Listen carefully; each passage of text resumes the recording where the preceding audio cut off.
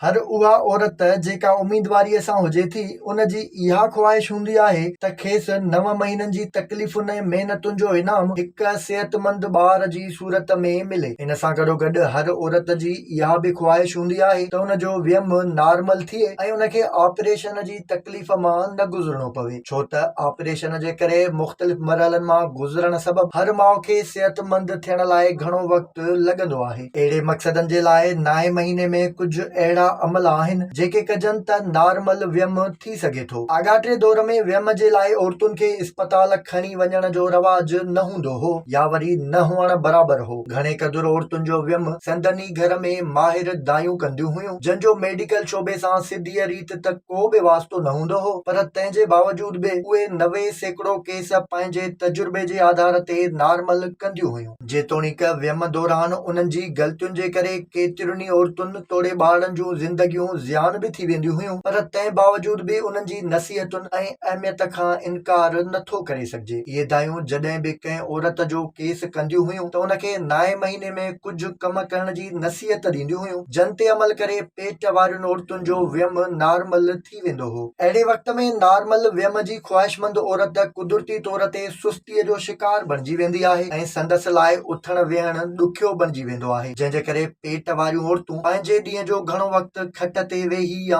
सुम्ही गुज़ारण खे तरजीह ॾींदियूं आहिनि। पर तजुर्बेकार औरतुनि जे मूजिबि इहो वक़्तु हर वक़्तु खट ते वेहण जो नाहे हूंदो। घणी सुस्ती नॉर्मल वियम लाइ ॾुखियाइयूं पैदा कंदी आहे। 9 महीने जी शुरूआत में ई तजुर्बेकार औरतूं पेट वारियुनि औरतुनि खे ॾींहं में कुझु वक़्तु बाक़ाइदगीअ सां घुमण फिरण जो मशवरो ॾींदियूं हुयूं। अहिड़े अमल जे पुठियां इहा हिकमत अमली लिकल आहे त इहो वक़्तु उहो हूंदो आहे जंहिं वक़्तु ॿार खे पंहिंजी पोज़ीशन वियम जे हिसाब सां बहितर करणी हूंदी आहे। इन वक़्त दौरान घुमण फिरण सां ॿार खे पंहिंजी पोज़ीशन में अचण या जाइ ठाहिण में सवलाई थींदी आहे त सॼे ॾींहं में थोरो घणो घुमण ज़रूर घुर्जे। 9 महीने जो इहो वक़्तु हूंदो आहे जॾहिं माउ जे पेट में ॿार मुकमल तौर ते पंहिंजी वाध वेझ करे चुको हूंदो आहे ऐं उन वक़्तु माउ खे घुर्जे त वेही अटो ॻोहिण जी वर्ज़िश करे। हक़ीक़त में इहा हिकु अहिड़ी वर्ज़िश आहे जेका ॿार खे उन जी माउ जे पेट खां हेठि धिकण में मदद ॾिए थी, जंहिंसां ॿार खे नॉर्मल ॼणण में सवलाई थींदी आहे। हूअं त जेकॾहिं कंहिं पेट वारी औरत खे संदसि साहुरा या पेका घर में पोची हणण जो चवनि त उनखे लॻंदो त इहे मथसि ज़ुल्म जा पहाड़ किराए रहिया आहिनि, पर हक़ीक़त इहा आहे त जेकॾहिं 9 महीने ताईं सभु कुझु दुरुस्त हुजे ऐं को वॾो मसइलो न हुजे त औरत खे पंहिंजे पेरनि ते वेही फर्श जी पोची ॾियणु नॉर्मल वियम जे लाइ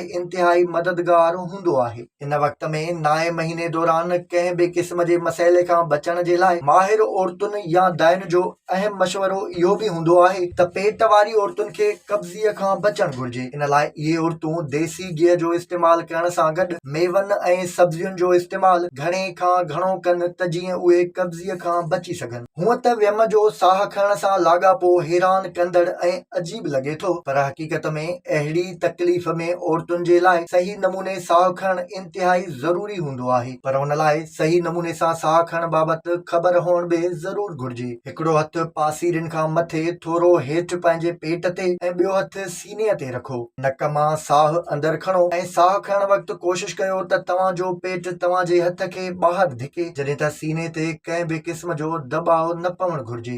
हाणे वात खे गोल करे जीअं सीटी वॼाइबी आहे, वात ज़रिए साह ॿाहिरि कढो ऐं तव्हांजो पेट अंदरि तरफ़ वञणु घुर्जे। तकलीफ़ दौरान अहिड़े क़िस्म जो साह खणणु ज़रूरी हूंदो आहे। अहिड़े साह खणण जो अमल 9 महीने खां ई शुरू कजे त जीअं तकलीफ़ थिए त इहो साह खणी तकलीफ़ खां बची सघिजे। इहो बि यादि रखो त इंसान जे हथ में रुॻो कोशिश करणी आहे, जॾहिं त नॉर्मल वियम करण या न करण जो फ़ैसिलो डॉक्टरनि खे ई करणु घुर्जे, जेको औरत ऐं ॿार जी सिहत जे बुनियाद ते कयो वेंदो आहे। पर जेकॾहिं रत घटि हुजण समेत ॿियो को बि मसइलो नाहे त इन्हनि ॻाल्हियुनि ते अमल करे नॉर्मल वियम जा इम्कान वधाए सघजनि था, छो त ऑपरेशन वारो अमल अॼुकल्ह आम आहे। बाक़ी आगाटे ज़माने में नॉर्मल वियम ई थींदो हो। इन लाइ खाधनि पीतनि समेत औरत जे कमकार जे अंदाज़ जो हुजण बि तमामु ज़रूरी आहे। जेकॾहिं औरत कमकार कंदी रहे ऐं खाधो खोराक ताक़तवर हुजे, जंहिं लाइ देसी घिहु इंतिहाई अहम आहे, त नॉर्मल वियम का वॾी ॻाल्हि नाहे हूंदो।